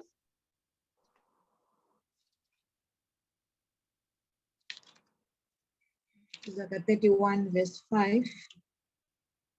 Funa baphuze, bakhohlwe izimiso, baguqule ukwahlulelwa kwabantwana bokuhlupheka. Asimeni lapho. uNkulunkulu lana uthi umuntu mayiphuzile noma umuntu edakiwe yini ayikhohlayo bazalwane? Izimiso.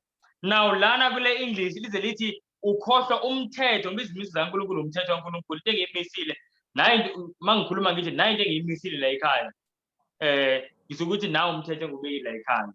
Umthetho ke indlela nje yokwenza.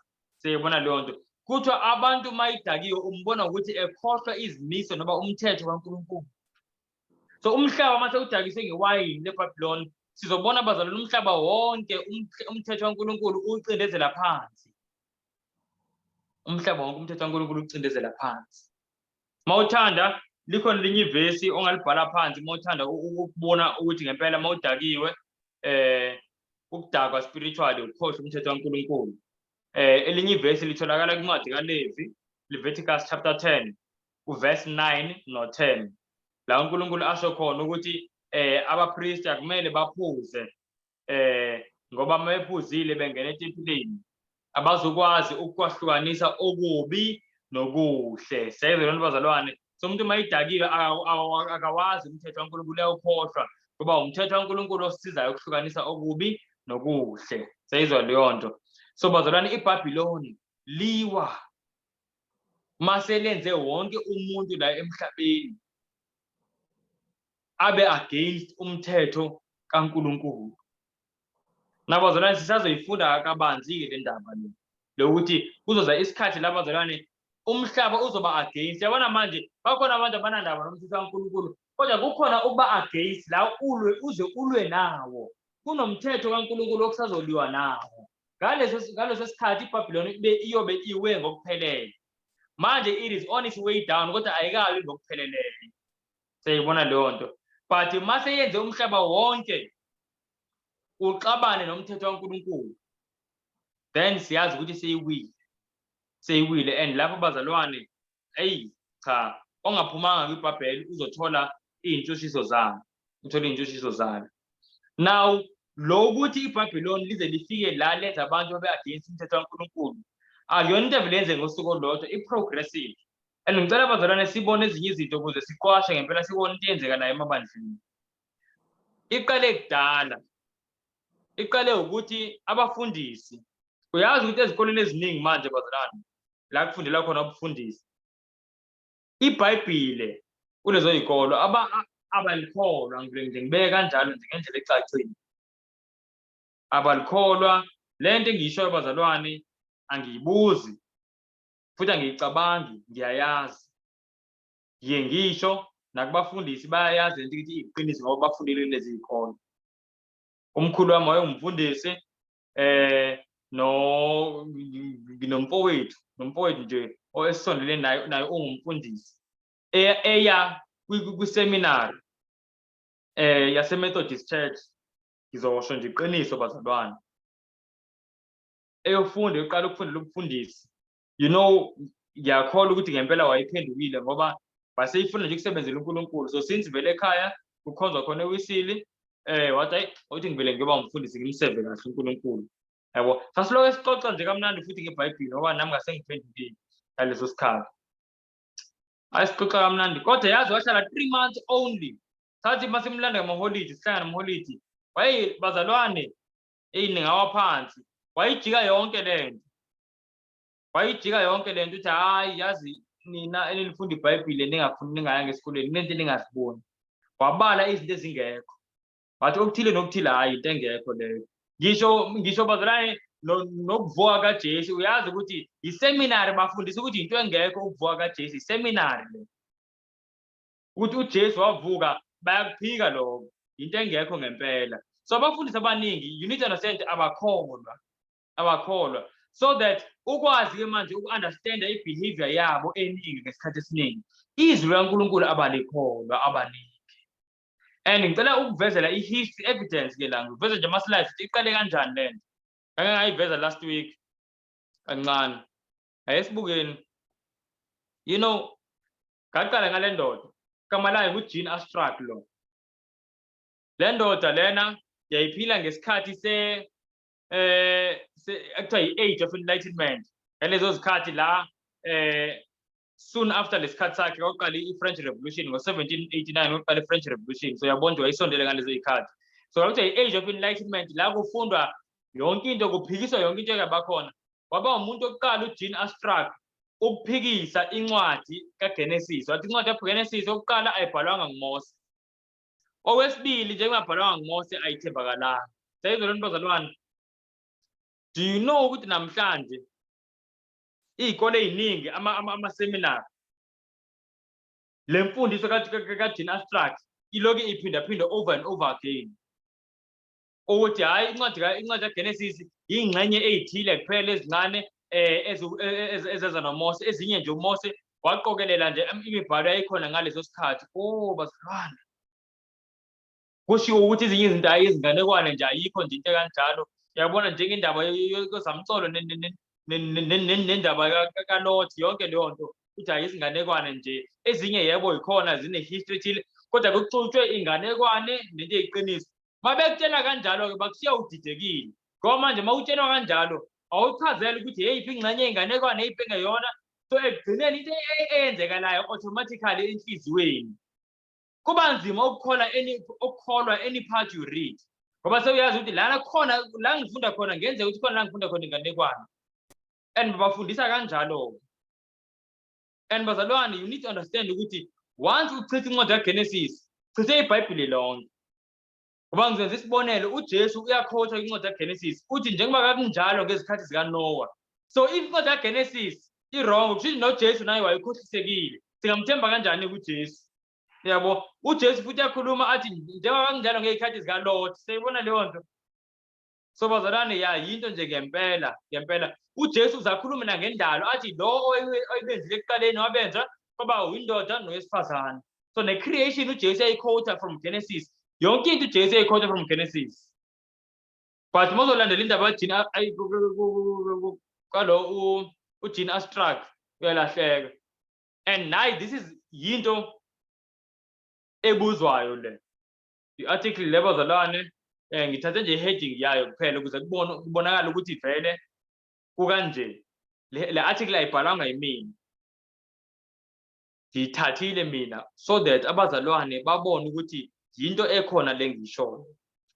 I-heading yayo ithi why don't many Christian leaders, Christian leaders and scholars believe Genesis.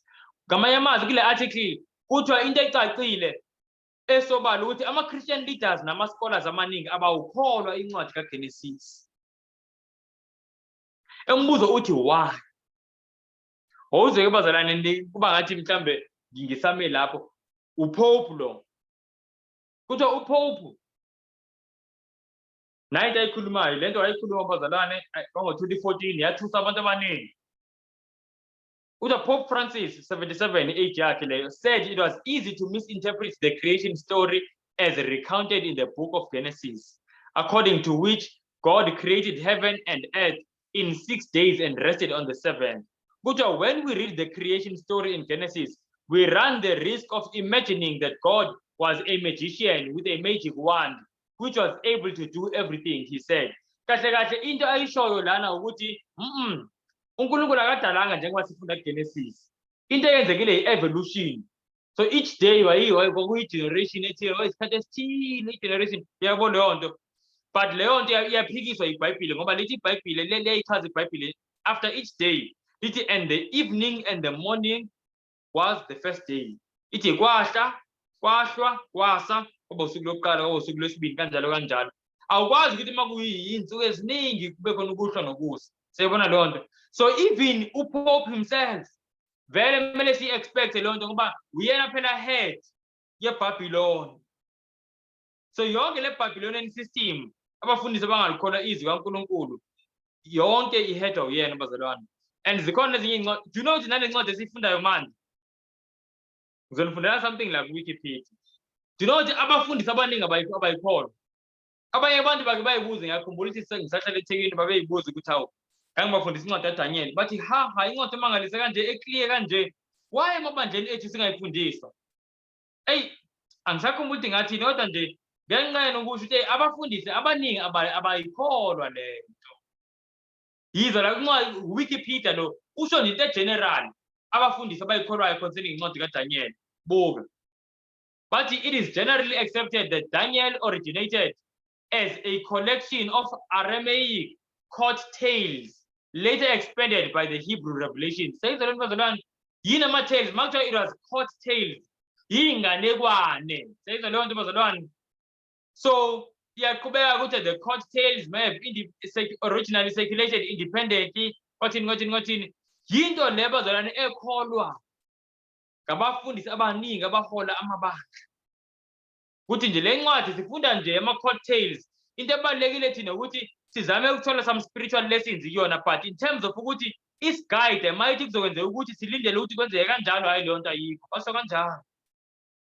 And lento le ibhalwe manje ku-Wikipedia namhlanje, but nayo ukusuka kwayo yasuka la nge-3rd century. Angisakhumbula kwangebani isikhathi I think ngonyaka 200 and something AD kodwa ngale ndoda igama layo uPorphyry lo, very well known philosopher, abantu abafunda itheology. Indoda le yathi incwadi kaDaniel ayikwazi ukuthi beyiqinise, yabeka izizathu eziningi. Phakathi kwalezi izizathu ithi ngoba izinto ezikhulunywe kwincwadi kaDaniel zenzeka exactly ezikhulunyiwe, okusho ukuthi le ncwadi kusuthi ibhalwe after lesikhathi ethi ibhalwe ngaso. ayikho lento ukuthi uDaniel umprofeti. And then bazalwane ngenxa kaPorphyry kwizikolo zetheology kufundiswa lento. But again ngikhuluma ngoJesu angisakhulumi ngomunye umuntu. Bakhona nabanye abakhotha incwadi kaDaniel njengompostoli Paul. Kodwa sengikhuluma ngoJesu. Mawufunda incwadi kaMateyu 24 verse 15 uthi uJesu manibona incithakalo yamanyala ekhulunywe nguDaniel umprofeti. Sayizwa leyo nto? Uthi uJesu incwadi kaDaniel ayiyona ama-tales. Uthi futhi into ekhulunywe incwadi kaDaniel nizoyibona isenzeka. Hayi ukuthi nje sithola nje kuphela ama-spiritual lessons kuphela ukuthi mabehamba kwifire kwathi nothi uthi into ekhulunyiwe isenzeka. Uthi maniyibona lento isenzeka then phumani eJudiya. Usho kanjalo uJesu. Sayibona lento. So uJesu wayesazi ukuthi uDaniel umprofeti number 1, number 2 wayekholwa ukuthi into eyikhulumile izokwenzeka. So bazalwane siphila kulesikhathi ngempela la izinto ezishintile kakhulu. Zishintile kakhulu. Ngifisa ukuthi lento nje ngiyivalela ngalesi sithombe. Babylon bazalwane indlela ekwenzeka ngayo liyawa. And uNkulunkulu futhi uzolibhubhisa.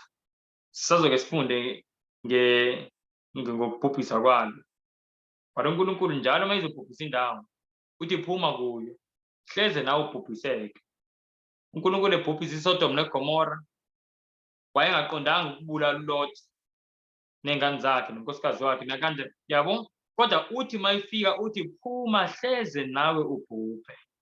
So uma ungaphumi ukuthi uNkulunkulu ayibhubhisayo ubhubha nayo. So bazalwane nje ngathi uNkulunkulu ngempela angasisiza asisize kakhulu. And uyazi ukuthi bazalwane yini indaba yini eyenza iCatholic Church ngalesikhathi sakudala esadlula manje ukuthi igcine ibe naleli wayini. Ilithole kanjani leli wayini leli lezinengiso lezimfundiso ezingamanga? Iyazi ithole kanjani? Liyasho iBhayibheli kuthiwa iwayini lobufebe bayo. Kuthiwa lifebile libandla nomhlaba namakhosi omhlaba. Sayizwa lento bazalwane. So into eyenze iwayini, into eyenze ukuthi leli bandla ligcine seliliguqula iqiniso uthando lomhlaba nalezinto zomhlaba. And bazalwane nakuthina sonke a personal lesson.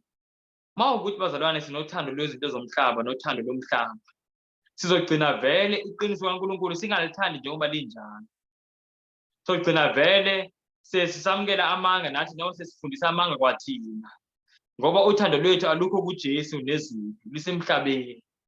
And mase kukhona izinto zomhlaba ezikhahlelayo yizwi kumele somehow sizijikise. Zikhona namanje into ezenziwayo abantu izwi kaNkulunkulu liclear lithi uJesu yakwazi ukusigcina singawo. Kodwa abantu bathi hayi bazalwane indaba yesono sosokona akuzibuya uJesu. Sayibona lento bazalwane.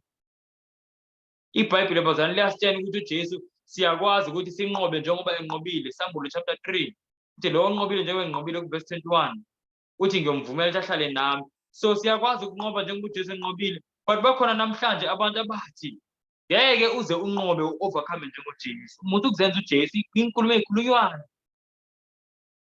And leyo nto bazalwane leyo mfundiso yamanga abantu bayamukela ngenxa yothando lomhlaba.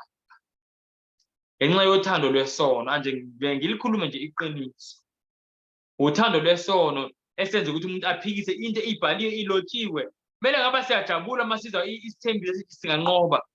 Mawukuthi asifuni isono and uNkulunkulu asithembisa ukuthi yazi mina sizinqobe lento. Kumele ngaba I am leaping for joy. Hayi ukuthi ngibese ngizama ukuza nama interpretation asho ukuthi hayi lento ayikho.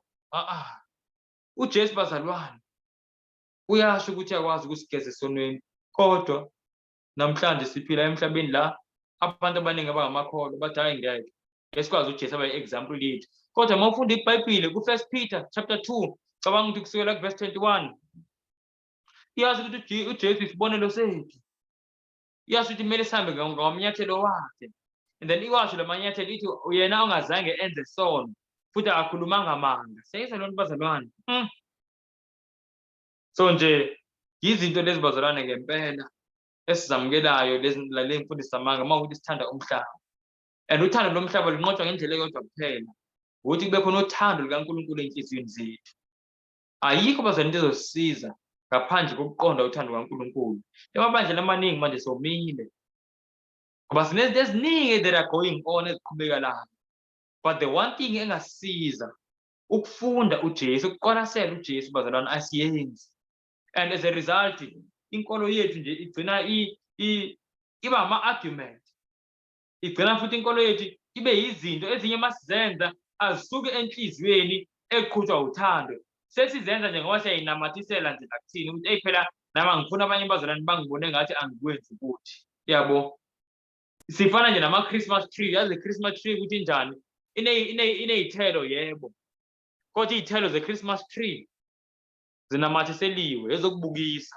Azikhuli, azikho fresh. Futhi isithelo se-Christmas tree mawubukise ukuthi ngathi isithelo esihle kanje usondele. But mase usondele useduze uyabona ukuthi ha ayidleki le. And abaningi bethu sinjalo. Umuntu mayisibuka sisisekude, sisisekudeni. Kuba ngathi hey laba bazalwane banothando. Lo mzalwane kanje nanje nanje. Kodwa umuntu mase isondela abona ukuthi akho thando. Hawu akho bulungiswa la. Hawu yabona nje mase isondela umuntu uyabona ukuthi ngiyi-Christmas tree la ngikho kwisihlahla sangempela. And bazalwane, the only thing ezosenza sibe ihlahla sangempela ukubheka uthando lukaJesu. Uthi uJesu abantu ababuke yena elenga esiphambanweni bambukisisa, not just a glance but a steadfast look. Bayosinda bazalwane. Athi uNkulunkulu angasiza ngempela bazalwane. Ya sibe ne-transformation. Ngoba i-transformation kuphela esisizayo sikwazi ukusebenzisa kahle i-information lesiyitholayo. Hathi ngivale ngomkhuleko ngoba nesikhathi sami sesihambile. Nkosi enothando olumangalisa kakhulu. Siyazithoba phambi kwakho, siyakubulela ngelizwi osifundise lona. Siyacela nje Nkosi yezulu ngathi konke sikufundile ngangena ezinhliziyweni zethu kuhlale Nkosi. UnguThixo Nkosi onenceba emangalisayo. Nentethelelo yakho Nkosi, intethelelo yakho ayinamkhawulo. Siyaziphosa phambi kwakho Nkosi. Senze amaphutha. Kunezinto ezininzi zaseBhabhiloni nathi esizenzayo. Njengokuthanda umhlaba, njengokuphendula Nkosi iqiniso lakho. Singafuni ukwenza izinto njengoba nje uzibhalele ezwini lakho. Siziguqule ngoba sifuna Nkosi zisuthe ukuphila kwethu. Nkosi yezulu sixolele. Cela usixolele kakhulu Nkosi.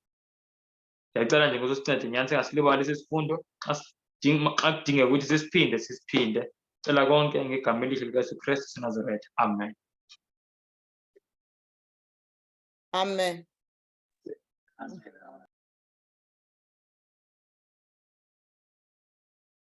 Amen. Bazalwane, intambo sizoyiphonsa kubazalwane uma benembuzo.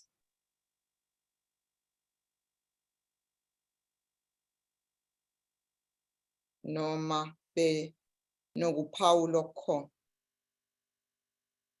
Yazi bazalwane, ngiyabuka nje la kuthina njengoba si-attendile mhlambe bambala abantu ngoba kodwa uthi ngilinda bazalwane mhlambe babuze before ngikhulume lento engifisa uyikhuluma.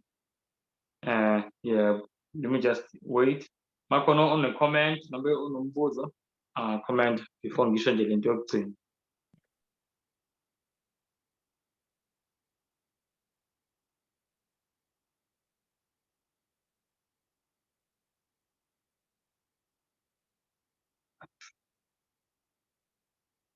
Bazalwane ngathi sinengivulela ithuba impela ngathi nithule bazalwane.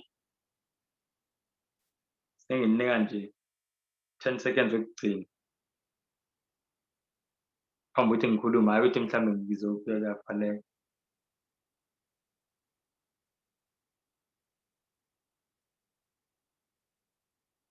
Ya bazalwane, naku bengizokusho. uNkulunkulu asisize. Sisenkingeni kakhulu. You know, as sikhuluma ngeBhabhiloni, siveza amabandla, noma siveza iy'mpawu zeBhabhiloni, lama-abomination ey'nengiso. Umuntu othi ukubukisisa kahle uzobona ukuthi even nasebandleni lethu thina besiziqhenya ngokuthi asilona iBhabhiloni, usathane seyizama ukuyifaka lezi zinto. And bazalwane, kuyathusa kakhulu. Ngizosho nje kune-quotation mhlawumbe kuningi kakhulu. but ine-quotation engizoyisho nje ngifuna siyilalele etholakala kwincwadi ekhuluma ngazo leyiprofeto igama lencwadi Last Day Events, page 180. And le ncwadi bazalwane iyayicacisa le ndaba ithi it will appear that the church is about to fall. Leliphi ibandla eliwile according to into ebesiyifunda manje la manje is fallen iBabylon siyibona leyo nto. So lana siyatshela ukuthi it will appear that our church, the Seventh Day Adventist church, is about to fall. It will appear as though it is about to join Babylon. Ngoba iBabylon ibandla eliwile siyibona leyo nto. Uthi but it does not fall. And then it stands while the sinners in Zion are sifted out, the chaff separated from the precious wheat. This is a terrible ordeal, but nevertheless it must take place. So kuthiwa mase sibona la kungathi ibandla selizojoyina iBabylon, mele sazi ukuthi into ezokwenzeka ukuthi manje selizokwenzeka the final separation, the final sifting. And the final sifting bazalwane, as we've been studying, mhlambe abanye bazokwazi, but yenzeka bazalwane ngesikhathi seyintshutshiso, ngesikhathi se-National Sunday Law, the mark lento esiyibiza ngophawu lwesilo, mark of the beast crisis.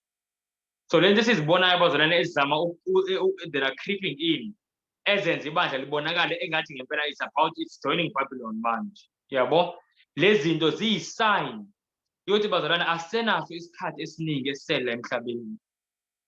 I-crisis ingashaya at any time ngempela. Like yabona nje umusa kaNkulunkulu, ngikholwa ukuthi uNkulunkulu lenhlekelele leyintshutshiso lezi siyilindele uNkulunkulu oyibambile ukuthi zingenzeki. You know ukuthi njengoba siloku sifunda ngokufela kwamabhenki, njengoba sesabona amabhenki seyeqala ukufela ngempela. Last year mhlambe abanye benu nibone only last year sengizera ngokufela kwamabhenki ukuthi amabhenki azofela ngo-2023. But you know ukuthi le nto bengaqala ukuyisho mina last year. Ngoba ngaqala kade uNkulunkulu eyiveza lento and kakumele kade i-economy yafela 2020 kakumele ngabe kwenzeke kanjalo. Kwaphinde about 2022 kanjalo. And you know what the reason ayingenzekanga all of these years, it's not because lama economists bengifunda indaba zabo. uNkulunkulu akasisho isikhathi elizwini lakhe, but uyaveza ama-signs asondele ekufeleni kwe-economy. Bokufela kwa-economy kusondele nophawu lwesilo, kodwa akasisho isikhathi. But mawuzosibona indlela ozobona ngayo isikhathi noma mhlambe ingathi ozoqikelela ngayo isikhathi vele ngeke sazi. But mawufunda abantu mawufunda ama-articles as labantu manje abafunda i-economy nayo yonke leyo nto, bazokubonisa ukuthi based on this sicabanga ukuthi kuzenzeka ngalesikhathi esikanje. Yabo. And bazalwane labantu I don't believe ukuthi babenze iphutha by these other days or 2020 nanje. Njengoba sesakubona sekuqala kusenzeka 2023. I think uNkulunkulu ngikholwa ukuthi uNkulunkulu ubonile ukuthi asikho ready. Ubonile ukuthi asikho ready for le nhlekelele ezokwenzeka. And uNkulunkulu wadileya bazalwane. So ngathi nje uNkulunkulu angasisiza ngempela. uNkulunkulu asisize sizimisele ngayo ngoba I can tell you the truth, isikhathi siphelile. Njengoba sifunda le ndaba yeBabylon, iBabylon angisayikho yabona nje izinto esizifundayo manje almost eziningi, almost zonke ngiyabona uSathane zama ukuzifaka ebandleni lethu. I can tell you the truth. So bazalwane, hey, ya nje uNkulunkulu asisize impela. Hayi uthi ngime lapho ngoba ngeza ngathi ukuthi khona load shedding nje sekuzovaleka manje inhlangano yethu. But ya athi ngime lapho nje bazalwane.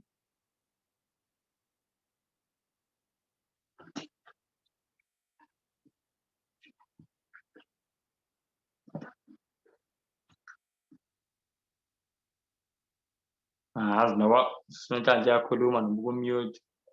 Mhlawumbe mangekho umbuzo ngekho lutho cishe singavala. Okay, yebo bengikhuluma kusho ukuthi bengikumute. Bengisho khona ukuthi uma kusekhona okhona osafuna ukuphawula angaphawula uma engasekho